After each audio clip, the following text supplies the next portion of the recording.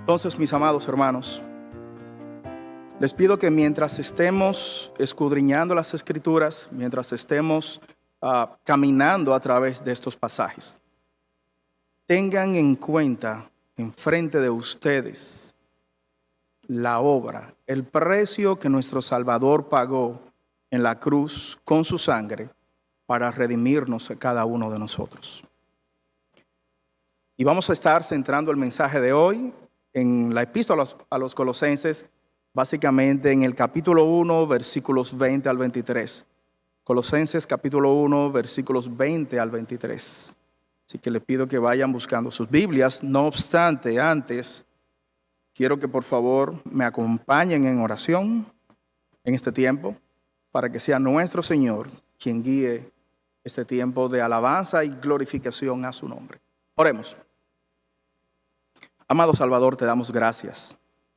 Gracias, Señor, por el ministerio de la reconciliación que tú hiciste, Señor, que tú pagaste con tu sangre.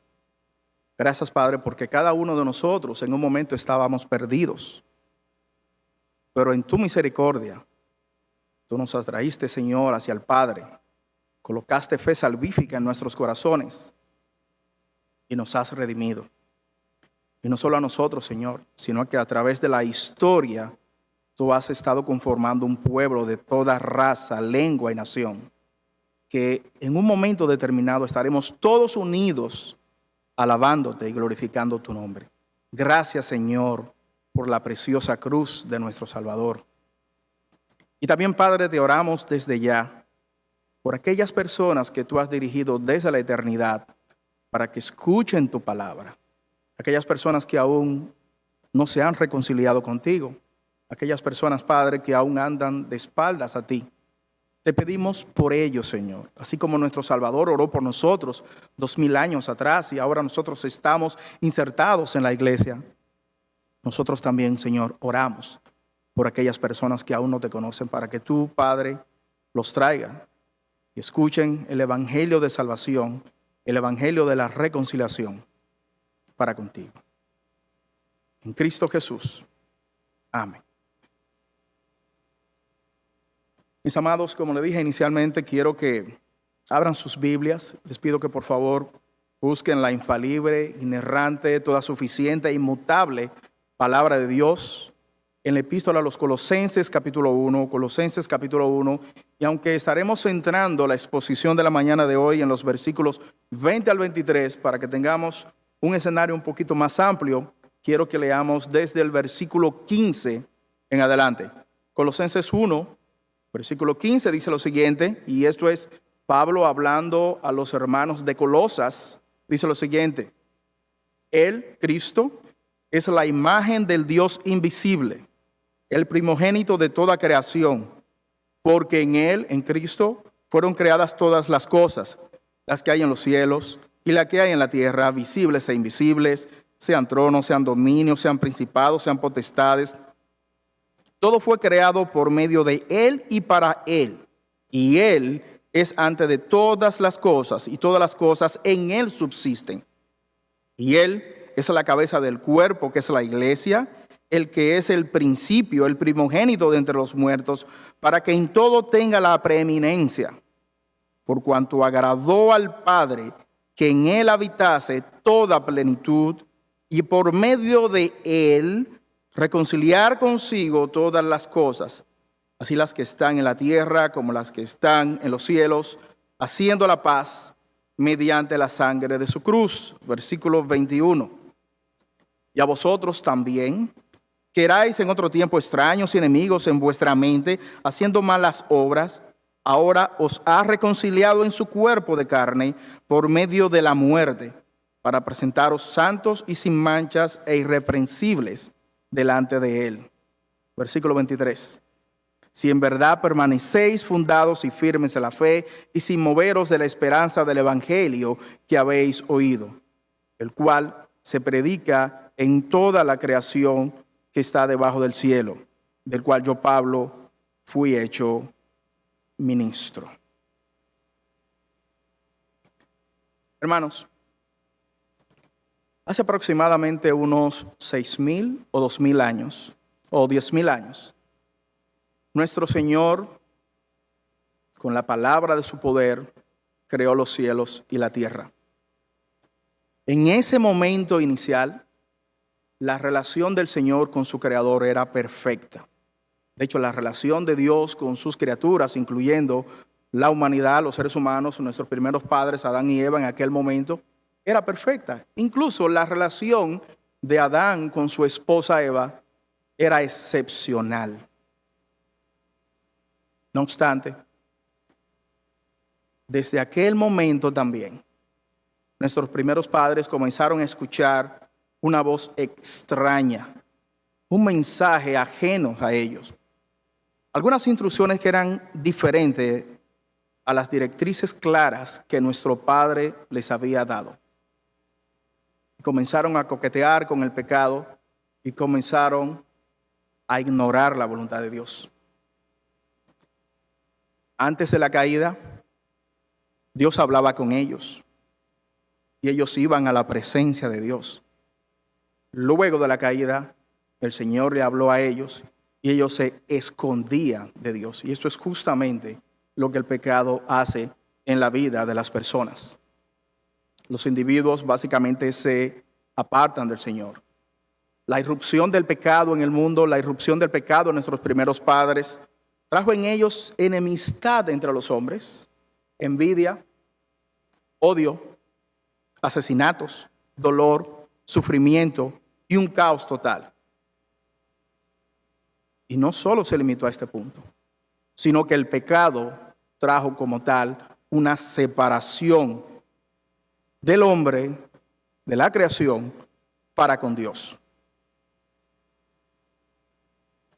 A raíz de todo esto, mis amados, ya contando historia de 10,000 o 6,000 años para acá, el mundo se ha vuelto un completo caos.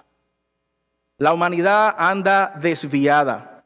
Comienza a realizar actos que son inapropiados y ajenos a Dios, justamente contrarios a la voluntad de Dios. Ya las personas no respetan la vida, no valoran la vida. E incluso días como hoy escuchamos voces extrañas que apoyan y aupan a que las madres asesinen a sus hijos en sus vientres. Y no solamente se limita a este punto, sino que el pecado ha corrompido la pureza sexual de las personas e incluso coloca en ellos actos inmorales. Por lo tanto, tú ves constantemente ahora en la televisión y en los medios que el hombre apoya que un hombre se case con otro hombre, algo completamente aborrecible, como establece las palabras de Dios, que una mujer se case con otra mujer. Y para colmo de males, existen algunas voces ahora que quieren que eliminen algunas leyes para que un padre pueda casarse con su propio hijo, porque según él, el matrimonio entre él con su hijo realizará y traerá una relación a otro nivel del amor que él tiene para con su hijo. Vivimos en un mundo que está constantemente de espaldas a Dios. Y en aquellos casos en los cuales tú le presentas el evangelio de nuestro Señor Jesucristo, algunas personas con un corazón orgulloso dicen: yo no creo en Dios. Para mí Dios no existe. No me hables del evangelio, que yo no creo en el Señor. Y este, mis amados hermanos, es el corazón del hombre que tiene desde que el pecado entró en el mundo. Ha pasado esta situación en el pasado, sigue pasando ahora en el presente. ¿Y sabes qué? En el futuro el hombre continuará con un corazón similar. La Biblia establece, la Biblia narra que en la tribulación futura, cuando Dios derrame su ira sobre este mundo, habrá caos, habrá muerte, habrá hambre. Y las personas en ese momento, en vez de dirigir su vista al cielo, en vez de pedir perdón al Señor, maldecirán y blasfemarán el nombre del Creador. Pero Dios, mis amados, que es rico en misericordia, con ese amor único de Dios, aquel que ha sido ofendido por siglos, Él proveyó el camino de la reconciliación para con las personas. Ese mensaje de reconciliación no es un mensaje gozoso para muchas personas. No quieren saber de Cristo. Pero Dios ha ido preparando corazones a través de los siglos y está formando un grupo de personas para rendirle tributo a Él. Así que, mis amados, con esta idea en mente, mi propósito de esta mañana es pedir que recuerdes la gloriosa cruz de Cristo, a través de la cual, eso fue el instrumento, el cual el Padre utilizó para reconciliar a aquellos hombres y mujeres que Él ha traído a sus pies para salvación. Es solo a través de la cruz de Cristo en el cual el hombre que está airado contra Dios, el hombre que es enemigo de Dios, puede encontrar la paz con Dios y ser salvo. Y por esto, mis amados, y teniendo a Cristo en nuestra mente, quiero que recuerdes que tú y yo como iglesia hemos sido insertados en un pueblo, la iglesia, la cual nuestro Señor Jesucristo vendrá a buscar en un futuro que esperemos que no sea muy lejano. Con esto en mente, quiero que tengas en cuenta ahora que cuando Pablo estaba escribiendo el pasaje que acabamos de leer en Colosenses, él estaba dirigiendo sus enseñanzas a la iglesia de los hermanos que estaban en Colosas. Recientemente, luego de la fundación de la iglesia, se estaban insertando herejías y enseñanzas extrañas en la iglesia que indicaban que el Señor Jesucristo era un espíritu más de los tantos espíritus que Dios el Padre había creado. Y como tal, Él no tenía preeminencia. Es posible que Cristo haya sido algo exceso en aquel momento. Es posible que haya sido uno de los grandes espíritus que Dios había creado, pero no era el único. Y por lo tanto, Cristo no era tan relevante, y mucho menos el Señor Jesucristo tenía poder para reconciliar a una humanidad para con Dios. Con esto en mente, quiero dirigir tu vista, quiero dirigir tu corazón a que Cristo y solo Cristo ha sido el medio reconciliador que el Padre ha utilizado para reconciliar la humanidad con Él. En otras palabras, hemos sido reconciliados en el Padre por medio de Cristo, y este es el título del sermón de esta mañana. Y quiero demostrarte este punto por varias tesis que te voy a presentar en un instante. En primer lugar, quiero que veamos el alcance de la reconciliación.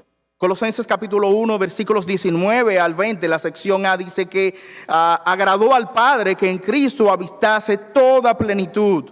Y en el versículo 20 dice, y por medio de Él, es decir, por Cristo, reconciliar consigo todas las cosas que están en la tierra como las que están en los cielos. La palabra que nuestra Biblia traduce como reconciliación presenta la imagen de un cambio, de reconciliar, de unir dos partes que estaban enemistadas. Y esa es la idea que tenemos acá. Un comentarista dice lo siguiente, hablando de la reconciliación. La reconciliación es el acto intencional de Dios, a través del cual Él derrama su misericordia sobre el pecador. Y en base a la muerte de su preciado Hijo y amado Señor Jesucristo, acerca hacia Él aquel que antes era su enemigo. En otras palabras, mis amados, a través de la reconciliación, el Señor trae a aquellos que estaban enemistados con Él y aclara las cuentas, perdona sus pecados y los recibe como hijo. Es a través del ministerio de la reconciliación donde nuestro Señor Jesucristo, por su sangre en la cruz, pecadores enemistados con Dios,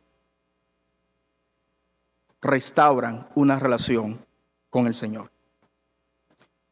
Ahora, una pregunta que nos surge directamente de este texto es, cuando Colosenses habla, cuando Pablo está hablando de que Dios va a reconciliar consigo todas las cosas, ¿a qué Pablo se está refiriendo exactamente en este momento? Porque si analizamos realmente en la Biblia, cuando hablamos de todas las cosas incluye también a los ángeles. Ahora tú te pones a pensar un momento, ¿los ángeles necesitan reconciliarse con Dios? ¿Necesitan los ángeles ser salvos? Bueno, en primer lugar, hay un grupo de ángeles santos que nunca perdieron su dignidad, que nunca se apartaron de Dios y que permanecieron en santidad cuando Satanás se rebeló contra el Señor. Las Escrituras enseñan que la tercera parte de los ángeles se sublevaron contra Dios.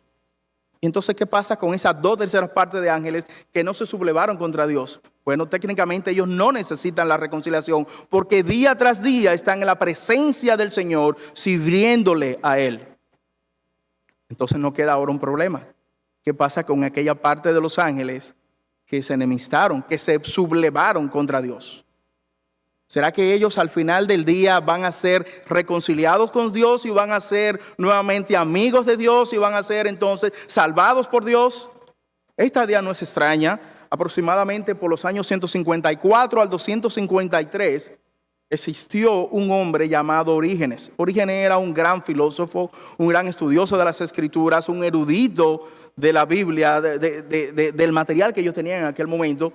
No obstante, Orígenes tenía no solo un trasfondo cristiano, sino también un trasfondo griego, y estaba muy influenciado por las ideas platónicas. Así que Orígenes, escribiendo, dice lo siguiente: llegará un día en que también los ángeles malos, incluido Satanás, y los condenados al infierno, serán reconciliados con Dios y entrarán en el cielo, decía Orígenes.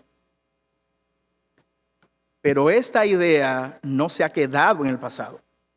Esta idea, estas enseñanzas han llegado también hasta nuestros días, al punto tal que algunos grupos enseñan justamente este tipo de enseñanzas.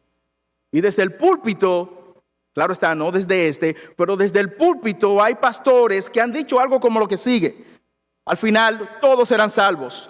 Tengo esperanza aún para el diablo.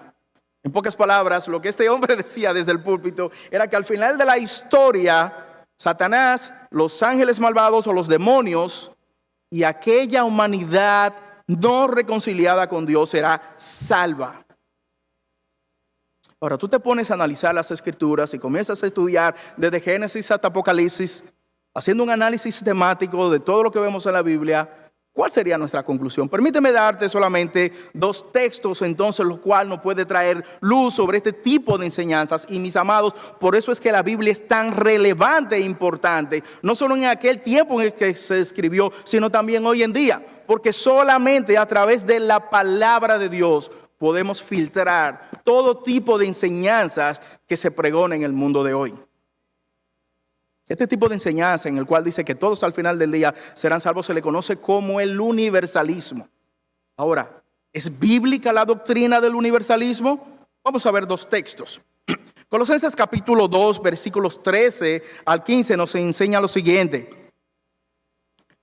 cuando Cristo murió, dice Pablo, Dios nos dio vida con Cristo al perdonar todos nuestros pecados. Él anuló el acto de los cargos que había contra nosotros y la eliminó clavándola en la cruz. Versículo 15. Y de esta manera desarmó a los gobernantes y a las autoridades espirituales, demonios aquí, y los avergonzó públicamente con su victoria sobre ellos en la cruz. Aquí hay un mensaje completamente diferente a lo que Orígenes y muchas personas hoy en día enseñan. ¿Existe reconciliación con Satanás?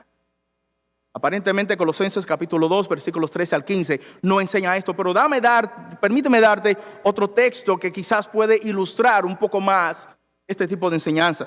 Apocalipsis capítulo 20, versículo 10, aquí estamos en el contexto ya del periodo que viene luego de el reinado milenario de Cristo aquí en la tierra. Luego del reinado de Cristo futuro por 1000 años aquí en la tierra, Satanás, el diablo, será libertado de su prisión. Y el diablo, dice el texto, que los engañaba, fue lanzado al lago de fuego y azufre, donde estaba la bestia, el anticristo y el falso profeta, y serán atormentados día y noche por los siglos de los siglos. Cuando la Biblia habla de siglos de los siglos, se refiere a eternidad. Así que de acuerdo con Apocalipsis capítulo 20, versículo 10, Satanás, el anticristo y el falso profeta estarán condenados a pasar la eternidad futura en un lugar de tormento. ¿Y qué pasa con la humanidad entonces que nunca ha rendido su corazón al Señor? ¿Será entonces que ellos serán salvos? ¿O es que a través de nuestras oraciones, estas personas que en este momento están en el lugar de tormento van a ser eliminadas, van a ser excluidas, van a ser sacadas de donde están y luego van a ser reconciliadas con Dios? Permíteme seguir leyendo Apocalipsis capítulo 20, donde justamente nos da una enseñanza y nos indica qué va a pasar con ellos. Luego de que Satanás, el anticristo y el falso profeta sean echados al lago de fuego, la Biblia dice lo siguiente: vendrá el juicio del gran trono blanco.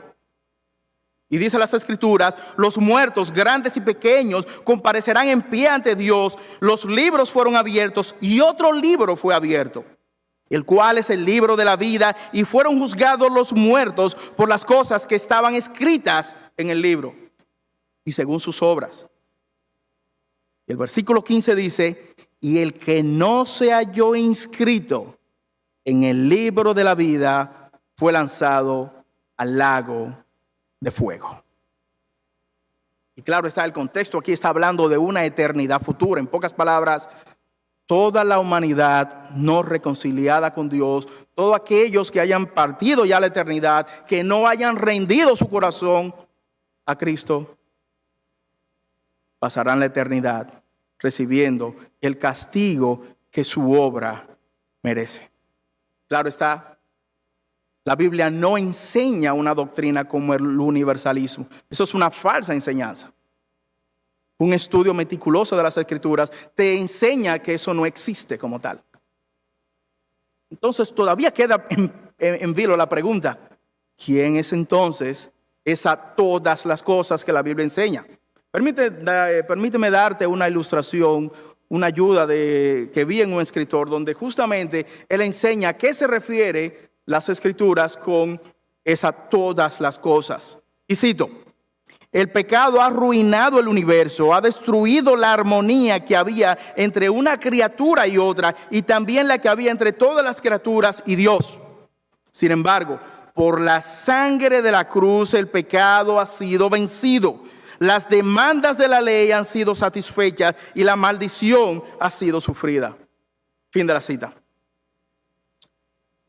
En otras palabras, mis amados hermanos, cuando las Escrituras nos enseñan que todas las cosas serán reconciliadas, implica que aquellos que han partido sin Dios van a rendir sus rodillas, van a confesar con sus bocas que Jesucristo es el Señor, aunque para ellos no implique salvación. Y esto lo enseña Filipenses capítulo 2, versículos 9 al 11, cuando dice que Dios exaltó hacia lo sumo a Cristo y le dio un nombre que es sobre todo nombre, para que en el nombre de Jesús se doble toda rodilla de los que están en los cielos, los que están en la tierra y los que están debajo de la tierra, y toda lengua confiese que Jesucristo es el Señor, para gloria de Dios Padre.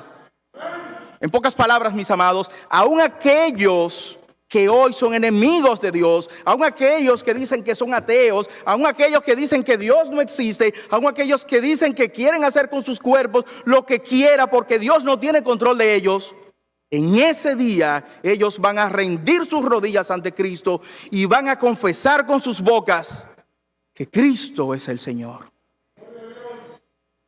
Pero desafortunadamente para ellos, aún con esa confesión, ellos estarán en condenación eterna. Es importante que tengamos en cuenta este tipo de enseñanzas para justamente ir moldeando nuestros corazones hacia Cristo. Gustosamente nosotros, la iglesia del Señor, rendimos nuestras rodillas ante el Señor. Confesamos constantemente con nuestros labios que Cristo es el Señor. Y para nosotros es un motivo de júbilo, de gozo. Pero no todos pueden justamente pregonar lo que la iglesia de Cristo pregona. Luego de haber dilucidado sucintamente ¿A qué la Biblia se refiere con todas las cosas, con la reconciliación de todas las cosas? Quiero que vayamos ahora al segundo punto del sermón y tiene que ver con el método de la reconciliación. El método de la reconciliación. Colosenses capítulo 1, versículos 20, básicamente la sección B, nos enseña que con la muerte Cristo ha logrado la paz mediante la sangre de su cruz. Y dice el texto: y a vosotros también, que erais en otro tiempo extraños y enemigos en vuestra mente, haciendo malas obras, ahora os ha reconciliado. Y en el versículo 22 de Colosenses capítulo 1 dice que Él nos lo ha hecho en su cuerpo de carne, por medio de la muerte.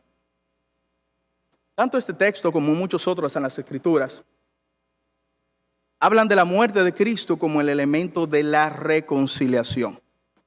Y quizás una pregunta que nos hacemos es: ¿por qué tiene que haber muerte para la reconciliación? ¿Por qué simplemente dos partes no se ponen de acuerdo?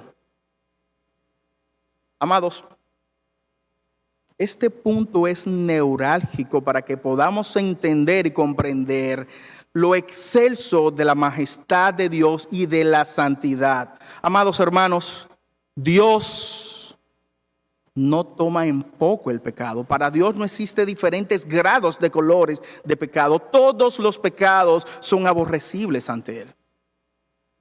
Y tomando en cuenta esto, desde el Antiguo Testamento se estaba prefigurando lo que el Mesías Jesús iba a padecer en su vida y con su sangre para lograr la reconciliación de su pueblo para con Dios. Dios no toma en poco el pecado. Así que nosotros como iglesia del Señor tampoco debemos de tomar en poco el pecado. Cuando en la Biblia habla de la sangre y la muerte, como dije inicialmente, nos remonta al Antiguo Testamento. En aquella época, los animales eran llevados en sacrificio, eran prácticamente degollados muchos de estos, y la sangre era derramada. Lo que se prefiguraba ahí era justamente que la sangre de estos corderos y machos cabríos tapaba el pecado, pero nunca podía limpiar de manera directa y definitiva el pecado. ¿Qué era necesario entonces? Justamente un cordero perfecto, un cordero correcto que pudiese limpiar de manera definitiva el pecado de la humanidad y el pecado de aquellas personas que, claro está, viniesen a Cristo a través de la fe. Lastimosamente no todos han aceptado este ministerio de la reconciliación, por lo tanto ellos no son salvos, sino solo aquellos que se apropian de estas enseñanzas con fe, que es lo que enseñan las Escrituras. Pero ¿por qué la muerte? Bueno, hay una sentencia que dice que la paga del pecado es la muerte. Y claro está, la vida en la sangre está. Por lo tanto, dicen las Escrituras que sin derramamiento de sangre no hay remisión de pecado, no hay perdón de pecado. Por lo tanto, era necesario que el Mesías, que Cristo Jesús, abandonara de manera temporal su gloria y esa relación íntima que tenía con el Señor, para hacerse hombre y de esta manera poder ser el sacrificio perfecto que la santidad de Dios demandaba en contra del pecado. La Biblia nos enseña, mis amados, que Cristo murió en la cruz. Y la Biblia nos enseña que Cristo fue nuestro sustituto. En otras palabras, cada uno de nosotros y cada una de las personas que han existido en este mundo, que están en paz con Dios, que son santos de Dios, debieron todos y cada uno morir en la cruz. Pero Dios no iba a aceptar la sangre de pecadores para satisfacer su ira. Era necesario que alguien puro y sin mancha derramase su sangre. ¿Y quién más que el propio Dios? Por lo tanto, Él tuvo que hacerse hombre para morir en tu lugar y en mi lugar. Y mis amados, este ministerio de la reconciliación debe de colocar en nuestras mentes la perspectiva correcta de la obra que hizo Cristo para salvarte y para salvarme. Es verdad que nosotros enseñamos que la salvación es gratis. Pero es gratis para nosotros, mis amados, no para Cristo. Él tuvo que pagar con su vida, con su sangre, el ministerio de la reconciliación. Para que tú y yo hoy seamos amigos de Dios, que seamos hijos de Dios, Él tuvo que padecer en la cruz y tuvo que morir. Así que la salvación no es del todo gratis. La epístola a los Romanos lo dice con estas palabras. En el capítulo 15, versículo 6 dice: porque Cristo, cuando aún éramos débiles, a su tiempo murió por los impíos. Porque si siendo enemigos fuimos reconciliados con Dios por la muerte de su Hijo, mucho más estando reconciliados seremos salvos por su vida. En otras palabras, nuestra amistad con Dios quedó establecida o restablecida por la muerte de su Hijo cuando todavía éramos enemigos de Él. Esto es una verdad completamente impactante. Cristo dio su vida cuando tú y yo aún éramos enemigos de Él. En pocas palabras, no fue por nada brillante que tú y yo hubiésemos hecho. Él de manera voluntaria puso su vida para que tú y yo hoy pudiésemos disfrutar de una correcta comunión y relación con Dios. Ese fue el ministerio de la reconciliación. Entonces, luego de haber visto entonces de una perspectiva bíblica a qué se correspondía con este ministerio, quiero que veamos ahora sucintamente lo que es el objetivo de la reconciliación. El objetivo de la reconciliación. Colosenses capítulo 1, versículos 22. La sección B dice lo siguiente: que Cristo, cuando murió por nuestros pecados, lo hizo con el objetivo de presentarnos santos y sin manchas e irreprensibles delante de Él. Como podemos notar en este texto y en muchos otros pasajes de las Escrituras, la muerte de Cristo tuvo un propósito. Y era presentarte a ti, Iglesia Bautista Cristiana. Era presentar a cada uno de los que son creyentes genuinos, no solo en esta iglesia, sino en la humanidad completa, santos, sin manchas, irreprensibles delante de Él. Efesios capítulo 1, versículo 4 nos dice que Dios nos escogió en Él, en Cristo, antes de la fundación del mundo, para que fuésemos hechos santos, es decir, apartados para Dios y sin mancha delante de Él. Cuando tú y yo vivimos con un concepto correcto y con un concepto bíblico sobre la santidad de Dios, este tipo de enseñanzas justamente afectan nuestros corazones. ¿Por qué, iglesia? ¿Por qué este tipo de enseñanzas afecta tu vida?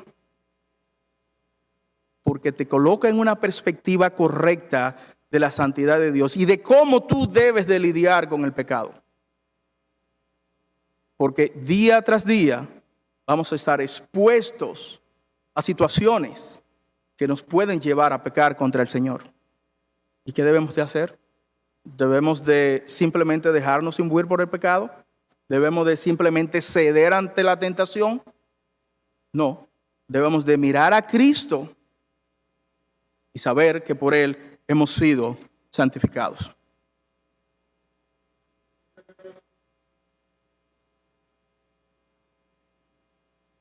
Quizás un punto importante que podemos ver aquí es: ¿por qué yo como creyente tengo tanta oposición? ¿Por qué si yo he sido santificado por el Señor tengo tantos conflictos? ¿Por qué el mundo me aborrece? ¿Por qué las personas odian cuando yo digo que soy creyente? ¿Por qué algunas personas me dan las espaldas? Porque ellas no quieren ser mis amigos cuando antes andábamos para arriba y para abajo, pero ahora que he dicho de manera pública que yo soy creyente, no quieren tener asociación conmigo. ¿Por qué pasa esto en algunos casos? Bueno, nuestro Señor Jesucristo ya lo había dicho 2000 años atrás. Ya Él nos había advertido de este tipo de situaciones. En el Evangelio de Juan, capítulo 15, versículo 38, Él dijo lo siguiente, y miren lo que dice el Cristo, estas palabras que salieron de su boca. Si el mundo os aborrece, si el mundo los odia a ustedes, sabed que a mí me ha aborrecido antes que a vosotros. Si fuerais del mundo, el mundo amaría lo suyo. Pero porque no sois del mundo, antes yo os elegí del mundo, por eso el mundo los aborrece. En pocas palabras, mis amados, el mundo te odia a ti y el evangelio que tú pregonas, porque primeramente odia a Cristo. Esa es la realidad de todo esto. Y sigue diciendo el Señor en Juan capítulo 3, versículo 19, porque la luz vino al mundo, Cristo vino al mundo, y los hombres amaron más las tinieblas que la luz, porque sus obras eran malas. Porque todo aquel que hace lo malo aborrece la luz y no viene a la luz para que sus obras no sean reprendidas. En términos prácticos, mis amados, cuando tú irradias la luz del evangelio contra otras personas, cuando tú irradias lo que es Cristo, lo que Cristo está haciendo en tu vida, esa luz molesta a las personas que no quieren abandonar sus pecados y por lo tanto se oponen a ti. Pero recuerda las palabras del Mesías. No te aborrecen a ti por quien tú eres. Aborrecen al Señor que pagó con su sangre tu salvación. Esa es la realidad. Y ellos no quieren rendir sus corazones hacia el Señor y no quieren cambiar sus vidas, porque les satisface lo que ellos de manera momentánea se gozan en el pecado. Aunque está claro que ese camino es un camino de muerte. Cuando las escrituras hablan de santos, se refieren directamente a aquellas personas que han sido apartadas, que han sido separadas para Dios. Y cuando la Biblia habla de que eres sin manchas, es que eres completamente limpio. Ahora, mis amados, no es por ninguna obra que nosotros hayamos hecho que somos libres y estamos sin manchas frente a Dios. No, es que cuando Dios nos ve a nosotros, nos ve a través del espejo de su Hijo Cristo, y justamente por eso Él nos ve a nosotros limpios y sin manchas. Es porque Cristo es directamente limpio y sin mancha. Y el Padre nos ve a nosotros de esa manera. Ve en nosotros la obra de su Hijo. Ve en nosotros lo que su Hijo tuvo que sufrir para salvarnos a nosotros. Y cuando somos irreprensibles, cuando la Biblia habla de que somos irreprensibles justamente en este pasaje, se refiere a que no hay ningún elemento que pueda acusarnos por obras que hayamos hecho. Tú dirás, pero yo peco a diario, y eso es correcto. Pero recuerda, todos tus pecados, todas tus transgresiones hacia el Señor, todas fueron colocadas en un acto de decreto, y esa acta de decreto fue crucificada y fue colgada en la cruz y fue destruida por la sangre de Cristo. Todos nuestros pecados, si eres creyente genuino, si eres un verdadero cristiano, todos tus pecados ya fueron perdonados por Cristo 2000 años atrás. En pocas palabras, nosotros no hemos hecho nada absolutamente extraordinario por lo cual el Señor tenga que perdonarnos. Él nos perdona porque hemos recibido por fe el precioso regalo de la salvación que su Hijo Jesucristo dio por nosotros. Así que, mis amados, esta doctrina de la reconciliación con el Padre a través de la obra salvífica de Cristo debe de colocar en perspectiva correcta nuestros actos diarios. Por lo tanto, es sumamente peligroso cuando un creyente genuino coquetea con el pecado. El cristiano no debe de estar jugando con el pecado y tratar de ver hasta dónde él puede aguantar antes de pecar. Si hay una situación pecaminosa, lo que tiene que hacer es darse la vuelta justamente y huir de esa situación. Claro, está buscando primeramente la voluntad del Señor, pero debemos de apartarnos del mal. No debemos ser seducidos, no debemos de conformarnos con lo que el mundo nos ofrece. El pecado te da satisfacción momentánea, pero la condenación sigue pesando. Entonces, si estás pecando y te estás divirtiendo y te estás gozando en la carne, en el pecado, es oportuno, es recomendable que respires, que eches para atrás un poco y que evalúes tu vida a la luz de las Escrituras. ¿Soy yo genuinamente creyente? ¿He sido yo genuinamente reconciliado con el Señor por la obra de Cristo? ¿O simplemente soy una persona que dice que es creyente, pero que realmente no ha sido reconciliado de manera definitiva por Cristo? Y esto nos lleva, mis amados, al último punto. Quiero que veamos ahora cuál es la condición de la reconciliación. La condición de la reconciliación. Una de las evidencias palpables que las Escrituras enseñan es justamente que el creyente se mantiene firme en la fe hasta el fin de sus días. Parece que hoy en día hay como una plaga, hay como una pandemia justamente de personas que dicen que son creyentes y de buena primera salen de las filas del Evangelio. Y tú lo ves comenzando a vivir en el mundo, a gozándose en el mundo. Y las personas dicen, pero ¿y qué pasó? Pero él decía que era creyente, él decía que era cristiano. ¿Será que entonces el cristianismo no es lo que dice que es? ¿Será que entonces Cristo es una falsa? ¿El Mesías que ellos pregonan es una falsa? ¿Será que realmente la religión cristiana no es como tal? No, mis amados. Aquellas personas que han salido de las filas del Evangelio salen porque justamente demuestran con sus vidas y con sus hechos que nunca fueron creyentes. Por lo tanto, la iglesia debe de mantenerse firme y debemos de examinarnos justamente cómo andamos a la luz del Evangelio, cómo andamos a la luz de Cristo.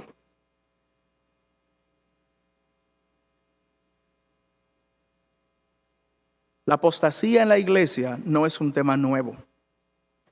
Desde el mismo seno del siglo I, desde el mismo instalación donde estaban las iglesias, cuando Pablo y Pedro predicaban y personas se convertían al cristianismo, e incluso desde el propio ministerio terrenal de nuestro Señor Jesucristo, muchas personas seguían a Cristo. ¿Y eran todos creyentes? No. Muchos por el mensaje, por el evangelio pregonado, daban sus puertas atrás y huían justamente de ese camino. De hecho, el apóstol Juan lo dijo de manera clara en el primera de Juan, cuando él dice lo siguiente, primera de Juan capítulo 2, versículos 18 al 19. ¿Por qué se da esta apatía contra la iglesia? ¿Por qué las personas salen de las filas del cristianismo? ¿Por qué muchas personas que dicen que son creyentes ya no son creyentes más? Juan dice lo siguiente: hijitos, ya es el último tiempo. Y según vosotros oísteis que el anticristo viene, así ahora han surgido muchos anticristos. Por esto conocemos que es el último tiempo. Salieron de nosotros, estaban con nosotros, salieron de nosotros, pero no eran de nosotros. Porque si hubiesen sido de nosotros, habrían permanecido con nosotros. Pero salieron para que se manifestase que no todos son de nosotros. En otras palabras, no todo el que dice Señor, Señor será salvo. No todo el que va todos los domingos a una iglesia quiere decir que será salvo. No todo el que está en una nómina de una iglesia necesariamente será salvo. Porque la condición del corazón no se evidencia por los actos necesariamente que este individuo realiza cuando está en la congregación, cuando está en la iglesia, sino que los actos de su corazón, que solo conoce Dios y a veces ni siquiera Él tampoco lo conoce del todo, justamente revela su relación íntima con el Señor. Y una de las evidencias palpables, tangibles, que tú puedes ver es la permanencia de una persona en las filas de la iglesia, de manera genuina me refiero. No un cristiano nominal, sino un cristiano de verdad, un cristiano de corazón. Aquel que persevera, aquel que sigue a Cristo, ese justamente puede que sea un verdadero creyente. Así que, mis amados hermanos, el fenómeno de la apostasía no es nuevo. Aquellas personas que estaban antes en la iglesia y luego se salen y ahora aborrecen el evangelio y odian todo lo que es cristiano, no es nuevo. El Señor hace más de 2000 años había hablado de esto. ¿Y sabes qué? A medida que los tiempos avanzan y a medida que la gran tribulación se acerca y a medida que la segunda venida de Cristo es a la puerta, más y más personas aborrecerán el evangelio. Un escritor dijo lo siguiente, y cito: la apostasía podría referirse a una deserción de muchos miembros de la iglesia, una desviación de la religión auténtica o una revelación mundial contra Dios. Fin de la cita. En pocas palabras, el fenómeno de la apostasía en la iglesia no solo se refleja contra personas que salen del evangelio y que ahora odian el cristianismo. Es que la apostasía está insertada también en algunas iglesias a través de un falso evangelio y a través de unas falsas enseñanzas. Pero revelan las escrituras que este fenómeno irá incrementándose a medida que nuestro Señor viene. Y no me refiero al arrebatamiento de la iglesia, me refiero a la segunda venida del Señor. Cuando la Biblia apunta en 2 de Tesalonicenses capítulo 2 justamente este fenómeno, dice: mira, la apostasía que tú estás viendo no va a llegar, el anticristo no va a llegar que primeramente se den todo esto. Esa reunión que ustedes van a tener con el Señor no se va a dar antes de que venga la apostasía y el anticristo esté presente. Ese inicuo, ese malvado que vendrá en el mundo, cuando Él esté, la apostasía estará rampante. Por lo tanto, muchas personas seguirán la voz de ese individuo en vez de la voz del Señor. Luego de haber visto, mis amados hermanos, el ministerio de la reconciliación, ¿en qué consiste el ministerio de la reconciliación? Luego de haber visto a qué se refiere exactamente la Biblia cuando habla de que todas las cosas serán reconciliadas, luego de haber visto el precio que el Salvador pagó por nosotros, luego de haber visto las cosas que todavía están por venir, quizás es momento entonces que nosotros pensemos: ¿cómo debo yo de vivir a la luz del Evangelio de Cristo? ¿Cómo debo yo de actuar a la luz de las Escrituras? ¿Es mi vida correcta? Detente un momento y respira y piensa: ¿estoy yo viviendo a la luz de la eternidad? ¿Mis actos están justamente reflejando mi amor y mi devoción por el Señor? ¿O solamente me llamo cristiano porque en algunos casos y en algunos círculos es una moda ser cristiano? Recuerda las palabras del Señor: no todo el que me dice Señor, Señor, necesariamente será salvo. Porque en ese contexto vemos personas que estaban en la iglesia haciendo milagros, y Cristo dirá ese día: apartaos de mí, hacedores de maldad. ¿Pero por qué? Pero yo hacía milagros en tu nombre. ¿Cómo tú me dices que nunca te conocí? Cuando estuve enfermo no me visitaste. Cuando estuve en la cárcel no me visitaste. Cuando necesitaba de tu ayuda no me visitaste. Pero Cristo, ¿cuándo pasó eso? Yo nunca te vi. Cuando no le hiciste esa obra a uno de mis hijos más pequeños, tampoco la hiciste a mí. Así que nuestro corazón, mis amados hermanos, revela de manera correcta cuál es el cristianismo que tú estás viviendo. Y quiero hablar en este momento a aquellas personas que aún no conocen a Cristo. Es muy probable que muchos de nosotros hayamos nacido en hogares cristianos. Es muy probable que muchos de nosotros desde pequeño hayamos estado asistiendo a iglesias. ¿Quiere eso necesariamente decir que yo soy creyente genuino? ¿He sido yo salvo por la sangre de Cristo realmente por mi vida a través de la historia? ¿Realmente soy yo un creyente? Es bueno, amigo mío, que pienses en estas verdades. Es cierto que hay un lugar de castigo eterno, y es cierto que hay una condenación ineludible para aquellos que andan de espaldas a Dios. Pero, amado amigo, amiga, ese no tiene que ser el fin de tu historia. Tú necesariamente no tienes que estar en ese lugar. En este momento todavía las puertas están abiertas. Y si el Señor Jesús está hablando a tu corazón, es necesario que te arrepientas. Confiesa que Cristo es el Señor y reconócele a Él como Señor. Confiesa con tu boca que Él es el Cristo. y dice la Biblia que serás salvo. Hoy es el día propicio para tú venir a los pies de Cristo. Pero tú también, amada iglesia, es bueno que reconsideres lo que Colosenses capítulo 1, versículos 20 al 23 nos enseñaron en esta mañana. ¿Estoy yo trabajando para la eternidad? ¿Estoy yo sirviendo a Cristo? ¿Estoy yo haciendo obras evangelísticas? Recuérdate que Cristo colocó en ti el ministerio de la reconciliación. ¿Estás tú predicando el mensaje de reconciliación para aquellas personas que aún no han venido a los pies de Cristo? Recuérdate, en un momento tú y yo también estábamos apartados de Dios. Aunque así nuestro corazón no los reconociese, dice la Biblia que éramos enemigos de Dios. Y a través del Evangelio, el Espíritu Santo habló a nuestros corazones, colocó fe salvífica en nosotros y fuimos salvos. Ese regalo precioso que tienes no es para que te lo quedes, es para que lo compartas con aquellas personas que aún no han conocido a Cristo. Quiero que oremos para despedir este tiempo y que el Señor bendiga sus vidas. Oremos.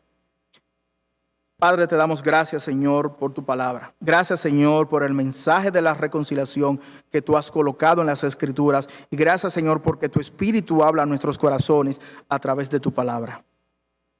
Gracias, Señor, por la cruz de Cristo. Gracias, Señor, porque a través de Él nosotros hemos sido reconciliados contigo. Padre, tú siendo el ofendido, tú diste el primer paso de la reconciliación. Tú traíste a todo un pueblo, la iglesia, para que te adorara, Señor. Y tú cada día más estás colocando en las filas de la iglesia aquellas almas, Señor, que tú has predestinado para ser salvas. Padre, te pedimos ahora por aquellas personas que aún no han venido a los pies de Cristo, para que tú tengas misericordia de ellos, Señor. Y en tu gracia tú permitas que ellos sean creyentes genuinos y sus nombres sean inscritos en el libro de la vida eterna. Ten misericordia de sus vidas y bendice esta iglesia, Señor. En Cristo Jesús. Amén.